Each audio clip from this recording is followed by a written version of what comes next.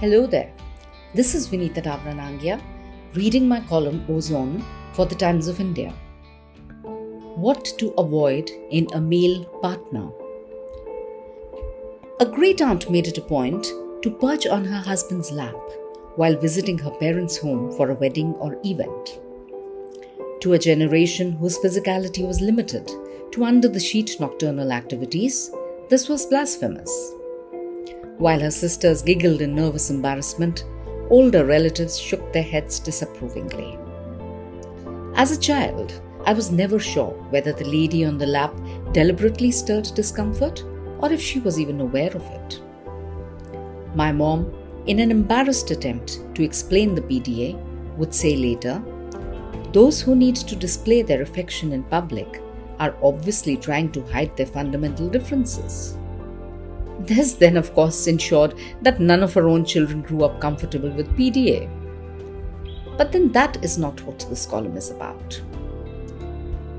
I was reminded of the incident this week when a friend asked me during my evening stroll what one should beware of while choosing a life partner. Avoid a guy who is overly romantic and too focused on pleasing you, I said instantly. Anyone who makes all the right moves and goes by the romance rulebook can't be real. Also, do not go for a man too aware of his looks and full of his own importance.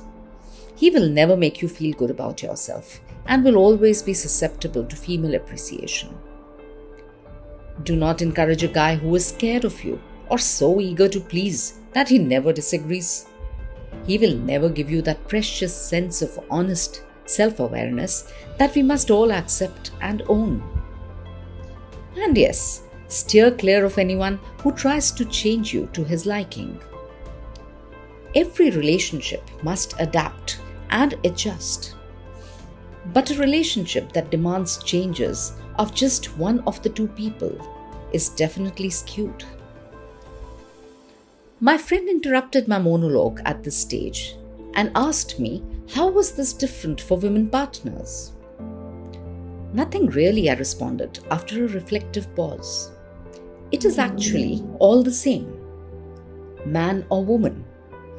More than what to look for in a partner, it is important to understand how he or she makes you feel about yourself. Can you be yourself around each other? Do you feel happy and at home together?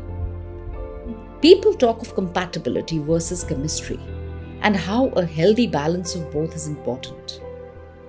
I agree, a basic chemistry is important and also basic compatibility, as in similar lifestyle choices and shared values.